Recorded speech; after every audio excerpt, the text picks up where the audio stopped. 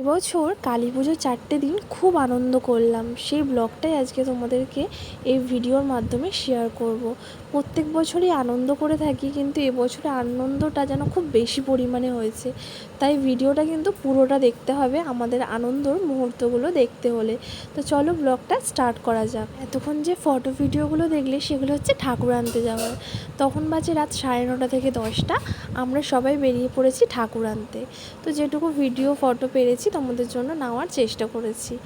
আর তারপর হচ্ছে সেকেন্ড দিন ছিল অমাবস্যার রাত পুজো। তো সেদিনকে আর বেশিক্ষণ আমি মণ্ডপে ছিলাম না, আর চিনিসোনাকে সেদিনকে বাইরে বার করা হয়নি।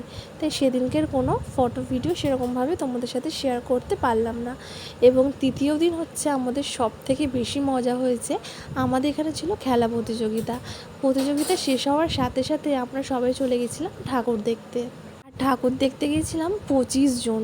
মানে ভাবো 25 জন গ্রুপে গেলে কত মজা হয়। সবাই গেছিলাম বাইকে, অনেক আনন্দ উল্লাস, মানে চিৎকার করতে করতে গেছি, তার সাথে ভিডিও বানানো হয়েছে। আচ্ছা, এবারে তোমাদেরকে বলে দিই, অনেক ভিডিওই নিয়েছিলাম, যেহেতু আমার ফোনে বেশি স্টোরেজ হয় না, তাই অনেক ভিডিও না অটোমেটিক ডিলিট হয়ে গেছে। তাই যেটুকু লাস্টের দিকে ছিল সেগুলোই তোমাদের সাথে সেই আনন্দের মুহূর্তগুলো কিন্তু শেয়ার করেছি। আর এবছর আমরা যেখানে ঠাকুর দেখতে গেছিলাম এত ভালো করেছিল, মানে খুব সুন্দর একটা মানে ভৌতিক ঘটনা তুলে ধরেছিল, খুব ভালো লাগলো। আর ওখানে কিন্তু আমরা চিনিসোনাকেও নিয়ে গেছিলাম। তো যেহেতু বাড়ির কাছেই পুজো হয়, তাই চিনিসোনার সমস্ত কিছু কেয়ার করে কিন্তু আমাকে মণ্ডপে আসতে হতো। আর বুঝতেই পারছো এই ব্যস্ত জীবনের মধ্যে মানে একা হাতে সব দিকটা সামাল দেওয়া ভীষণই চাপের। আর এই যে দেখছো, এটা হচ্ছে আমাদের কালী পুজোর খাওয়া দাওয়ার দিন।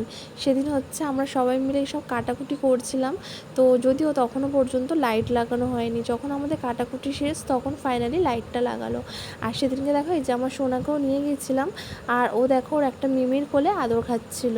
এই যে ও মুখটা ফোলাচ্ছে কেন বলো তো, এই যে শুধু ও মানে ছাদের চারিদিকে ঘুরে বেড়াবে আর সব কিছু ফেলে দিচ্ছে, দুষ্টুমি করছে, আর ওকে চেপে ধরে বসিয়ে রাখা হয়েছে বলে ওর মুখটাকে ফোলাচ্ছে। ওর মনটা খারাপ।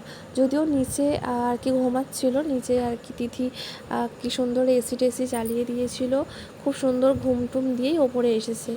আর এটা হচ্ছে কালী পুজোর খাওয়া দাওয়া।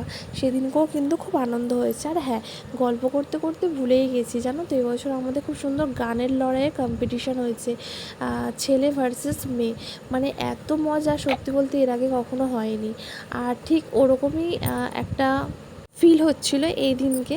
এটা হচ্ছে খাওয়া দাওয়ার দিন রাতে। তো সেদিনকে ছিল শনিবার, যেহেতু পরের দিন সবারই ছুটি। তো সেদিনকেও আর কি তোমাদের দাদাভাই এবং আর একটা দাদা আছে, দুজন মিলে আমাদেরকে গান শোনাচ্ছিল, এবং আমরা কিন্তু খাওয়া দাওয়া করতে করতে ভীষণ এনজয় করছিলাম।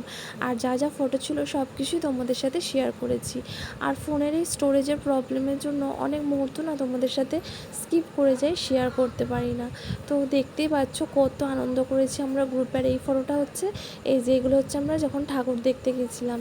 তো মানে এত আনন্দ, মানে এই বিয়ে যবে থেকে হয়েছে তবে থেকেই আমি থাকি পুজোতে, কিন্তু এবছর হচ্ছে সেরা আনন্দ যাকে বলে। আর সব থেকে ভালো লেগেছে গানের লড়াই। প্রত্যেক বছরই আমরা এই 4টে দিন ভীষণ আনন্দ করি।